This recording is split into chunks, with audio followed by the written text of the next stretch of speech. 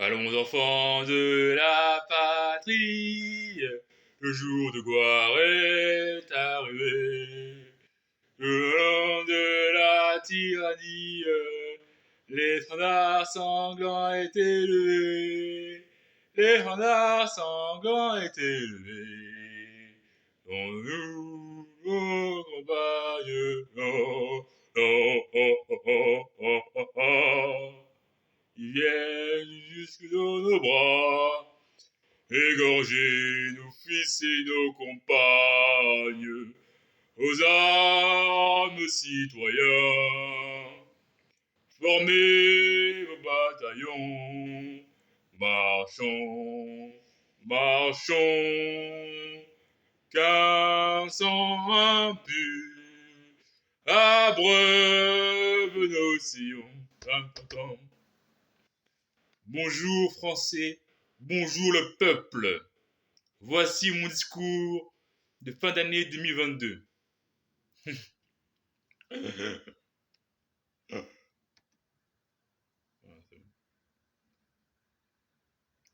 La France vit actuellement une crise sans précédent au niveau de la crise énergétique nucléaire. Nous avons fait l'erreur de suivre la doctrine des écologistes. Cette stratégie énergétique n'était pas la bonne. L'écologie doit avoir une part importante dans le cadre du réchauffement climatique. Mais le ministère de la Transition énergétique doit effectuer son travail avec parcimonie.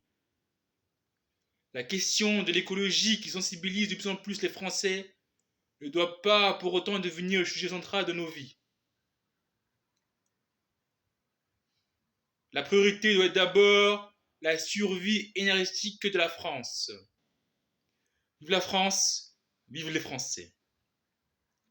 L'héritage du général de Gaulle au niveau du nucléaire doit être restauré le plus tôt possible. Nous ne pouvons pas revenir en arrière sous le nucléaire. Le recul de la France sur le nucléaire entraîne nos entreprises dans une incertitude économique et de l'ordre du n'importe quoi. Cela est vrai. D'ailleurs, les maires et les collectivités se retrouvent en difficulté pour chauffer, alimenter en énergie leurs services publics. Je fais référence à une commune qui s'est vue supprimer des jours de classe d'école à cause du manque d'énergie, par exemple. Nous ne pouvons pas rejeter la faute à 100% sur le gouvernement actuel. Mais le gouvernement manque d'anticipation sur certains sujets. En effet, les centrales nucléaires doivent être réouvertes au plus tôt sur une stratégie de long terme. De plus, la France doit revoir sa stratégie européenne au niveau de l'énergie. La France a besoin d'un leader, un nouveau leader. La France a besoin de l'Europe comme l'Europe a besoin de la France, mais la France ne peut pas avoir une stratégie énergétique européenne défavorable à la sienne. Ensuite, la guerre en Ukraine a des répercussions sur le prix des matières premières, que ce soit au niveau des céréales et du pétrole. L'inflation n'est pas une personne, que ce soit au niveau des commerçants et surtout des consommateurs finaux. Le pouvoir d'achat des Français recule malheureusement. Les nostalgiques de la période des francs doivent bien rigoler. Mais le retour au franc est impossible. Je conseille au peuple, aux Français d'avoir une stratégie alimentaire différente. Vous devez prioriser l'essentiel et non faire des dépenses inutiles. Cette inflation a un impact agressif sur vos salaires, donc les Français doivent faire attention. L'Espagne a mis en place une TVA zéro sur les produits de nécessité. Peut-être que la France doit marcher dans ce sens durant la période hivernale. Évidemment, tout en se souciant de la dette nationale. Vive la France, vive les Français. Également, nous allons commencer cette année 2023 sur l'examen et l'adoption du projet de loi de retraite. Ce projet de loi de retraite doit être effectué cette année, car sinon ça sera un échec pour le gouvernement actuel. En effet, l'année 2024 sera l'année où la France accueille les Jeux olympiques à Paris et le calendrier électoral mettra à l'honneur les élections européennes. Et je compte sur vous pour être nombreux sur ma liste. Je n'ai pas l'impression que le peuple soit prêt pour une réforme dure des retraites. J'ai confiance en la sagesse de nos élus pour mettre fin à ce débat sans fin.